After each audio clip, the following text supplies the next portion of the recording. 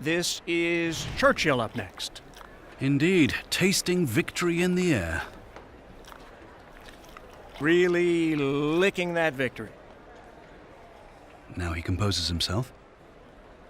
Impressive musculature on those flanks. Now putting his head down in focus, now testing the water, if you will. I like this guy's style. And what a dive. Just 3 legs. Did you see that, Gary? A remarkable feat of balance and adds a real element of technical difficulty.